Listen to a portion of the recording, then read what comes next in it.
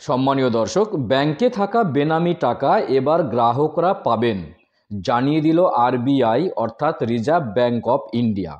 তো বেনামি টাকা বলতে কোন কোন টাকাকে বোঝানো হয়েছে, কোন কোন গ্রাহকরা সেই টাকা পেতে পারেন, আর কোন কোন ব্যাংকে থেকে এই সুবিধা মিলবে, এবং সেই ব্যাংকের বেনামি টাকা পেতে গেলে আপনাকে কি করতে হবে, সমস্ত কিছু ডিটেলস জানিয়ে দেবো আজকের ভিডিওতে। ভিডিও ভালো লাগলে অবশ্যই চ্যানেলটি সাবস্ক্রাইব করবেন, পাশের ঘন্টাটি বাজিয়ে রাখবেন এই ধরনের গুরুত্বপূর্ণ আপডেট বা নোটিফিকেশন পাওয়ার জন্য। তো এই প্রসঙ্গে একটা কথা বলে রাখি আপনাদের, তো ভিডিওটি আপনাদের মনোযোগ সহকারে দেখতে হবে শেষ পর্যন্ত। না দেখলে কিন্তু বুঝতে পারবেন না, তখন অন্য অর্থ বা উল্টো অর্থ করে বসবেন। সুতরাং ভিডিওটি আপনারা সম্পূর্ণ দেখবেন মনোযোগ সহকারে এবং বোঝার চেষ্টা করবেন। তো ভিডিওটি শেষ পর্যন্ত দেখার জন্য অবশ্যই অনুরোধ থাকলো। আর ভিডিও ভালো লাগলে অবশ্যই লাইক এবং শেয়ার করবেন। তো চলুন দেখে নিই কি বলা হয়েছে এই সংক্রান্ত আপডেটে। দেখুন, বলা হয়েছে বর্তমান সময়ে পাবলিক এবং প্রাইভেট দুটো সেক্টর ব্যাংকেই দাবিহীন আমানতের টাকার সংখ্যা বৃদ্ধি পাচ্ছে কিন্তু প্রত্যেক দিন। 2022 সালের থেকে 2023-এর অর্থবর্ষ দাবিহীন আমানতের সংখ্যা অনেকটাই বৃদ্ধি পেয়েছে। রিজার্ভ ব্যাংকে তথা আরবিআই এর পরিসংখ্যান অনুযায়ী 2022 সালে ব্যাংকে জমা দাবিহীন আমানতের সংখ্যা ছিল 32,934 কোটি টাকা। অর্থাৎ 2022 সালে ব্যাংকে যে দাবিহীন আমানত, অর্থাৎ কোনো দাবি নেই, দাবিদার নেই, এরকম আমানতের সংখ্যা ছিল 32,934 কোটি টাকা, এবং সেটা বেড়ে 2023 সালে মার্চের শেষের দিকে হয়েছে 42,272 কোটি টাকা। অর্থাৎ অনেকটাই বেড়েছে কিন্তু 2022 থেকে 2023 অর্থবর্ষে। তো কেন্দ্র সরকারের তরফ থেকে ঘোষণা করা হয়েছে যে গত অর্থবর্ষের তুলনায় এই অর্থবর্ষের দাবিহীন আমানতের সংখ্যা কিন্তু 28% বৃদ্ধি পেয়েছে।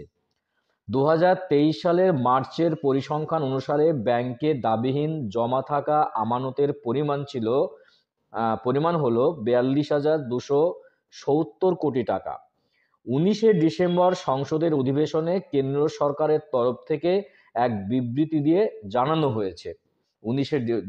গত 19শে ডিসেম্বর 2023 সংসদের যে একটা অধিবেশন ছিল, সেখানে বিবৃতি দিয়ে জানানো হয়েছে এই সংক্রান্ত সংবাদ যে 2022-এর অর্থবর্ষের তুলনায় 2023 সালের অর্থবর্ষে গভর্নমেন্ট এবং পাবলিক সেক্টরের দুটি ব্যাংকের দাবিহীন আমানতের সংখ্যা অনেক গুণ বেড়ে গিয়েছে। তো 2023-এর দাবিহীন আমানতের সংখ্যা দাঁড়িয়েছে 42,270 কোটি টাকার দিকে, আর অপরদিকে 2022-এর অর্থবর্ষের সংখ্যা অনুযায়ী দাবিহীন আমানতের সংখ্যা ছিল 32,934 কোটি টাকা। পার্থক্য বা ডিফারেন্সটা কিন্তু বুঝতে পারছেন, এটা কিন্তু বিবৃতি দিয়ে জানিয়েছেন সংসদ অধিবেশনে। তো 2023 সালের পরিসংখ্যান অনুযায়ী 42,000 কোটি টাকার মধ্যে 36,185 কোটি টাকা ব্যাংকে জমা আছে। অর্থাৎ যে আমানতের দাবিহীন আমানতের সংখ্যাটা দাঁড়িয়েছে এই মুহূর্তে 42,270 কোটি টাকা, তো তার মধ্যে 36,185 কোটি টাকা কিন্তু ব্যাংকে জমা আছে। আবার 6,087 কোটি টাকা রয়েছে দেশের বিভিন্ন বেসরকারি ব্যাংকে। রিজার্ভ ব্যাংকের অফ ইন্ডিয়ার এই নিয়মে বলা আছে, যদি 1 দশক বা তার বেশি সময় ধরে কোনো অ্যাকাউন্টের যদি দাবিদার না থাকে, এইখানে নিয়মটা ভিউয়ার্স ভালো করে বোঝার চেষ্টা করবেন। রিজার্ভ ব্যাংক অফ ইন্ডিয়ার যে রুলস, তাতে বলা হয়েছে যে কোনো ব্যাংকে যদি 1 দশক বা তার বেশি সময় ধরে কোনো অ্যাকাউন্টের দাবিদার না থাকে, অর্থাৎ সেই অ্যাকাউন্টে টাকা রয়েছে কিন্তু যদি দাবিদার না থাকে, তাহলে সেই অ্যাকাউন্ট যদি টাকা থাকে, তাহলে সেই টাকা কিন্তু রিজার্ভ ব্যাংকের ডিপোজিটার এডুকেশন অ্যান্ড অ্যাওয়ারনেস ফান্ডের অন্তর্গত হয়ে যাবে। নিয়মটা দেখুন, যে যদি 1 দশক বা তার বেশি সময় ধরে কোনো অ্যাকাউন্টের দাবিদার মানে হদিশ পাওয়া যায় না, যদি না পাওয়া যায় বা কোনো খোঁজ মিলল না, যদি সেই অ্যাকাউন্টে টাকা থাকে দাবিহীন আমানতে, তাহলে সেটা কিন্তু সেই টাকাটা রিজার্ভ ব্যাংকের যে depositor education and awareness fund রয়েছে সেখানে কিন্তু অন্তর্ভুক্ত হয়ে যাবে।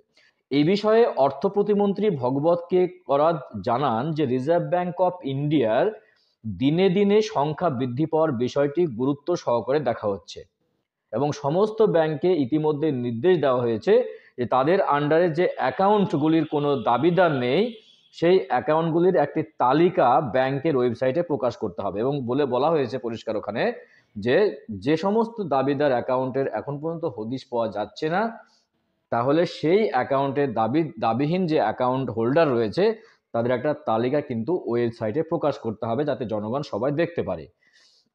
তো সে টাকা কিভাবে দেওয়া হবে যখন, আর এই কাজের মাধ্যমে অ্যাকাউন্ট হোল্ডারদের উত্তরাধিকারীকে খুঁজে তাদের হাতে টাকা তুলে দেওয়া সম্ভব হতে পারে। যদি ওয়েবসাইটে দেওয়া হয় যে দাবিহীন অ্যাকাউন্টের যে অ্যাকাউন্ট হোল্ডার তাদের নাম যদি ওয়েবসাইটে দেওয়া হয়, তারা ওয়েবসাইটে মিলে কিন্তু দেখে নিতে পারবে, অনেকে খুঁজে নিতে পারবে।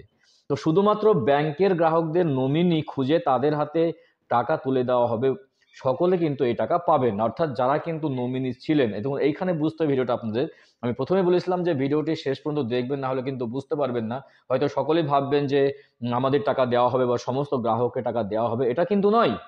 তো সমস্ত সেই দাবিহীন অ্যাকাউন্ট, যারা বেনামি অ্যাকাউন্ট রয়েছে, অর্থাৎ দাবিহীন যে অ্যাকাউন্ট রয়েছে, অর্থাৎ তাদের কোনো খোঁজ খবর পাওয়া যাচ্ছে না, তাদের যে নমিনি করা হয়েছে সেই নমিনিদের খুঁজে বের করে তাদের হাতেই কিন্তু টাকাটা তুলে দেওয়া হবে। সকলে এই টাকা পাবেন না। সংক্রান্ত বিষয় যদি আপনারা ভালোভাবে জানতে চান, তাহলে আপনাদের যে নিজ নিজ ব্রাঞ্চ রয়েছে সেই ব্রাঞ্চে গিয়ে কিন্তু দেখা করতে পারেন।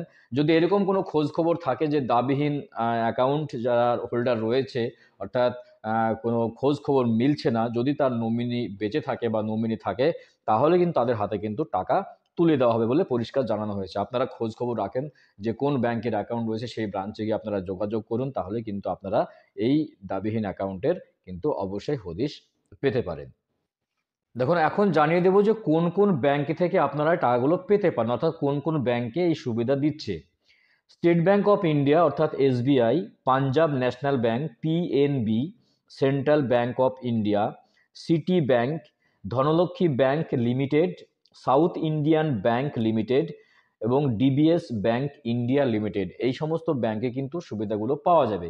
যদি আপনাদের এই সমস্ত ব্যাংকে অ্যাকাউন্ট থাকে এবং কোনো নমিনি যদি বেঁচে থাকে, তাহলে আপনারা যোগাযোগ করবেন যে সেই হদিশ মিলছে না এরকম অ্যাকাউন্ট হোল্ডারের যে টাকা রয়েছে ব্যাংকে, সেটা কিন্তু আপনাদের কিন্তু সেই নমিনিকে দেওয়া হবে। খুব গুরুত্বপূর্ণ আপডেট দেওয়ার চেষ্টা করলাম জনগণের জন্য, ইনফরমেশন দেওয়ার চেষ্টা করলাম আজকের ভিডিওতে।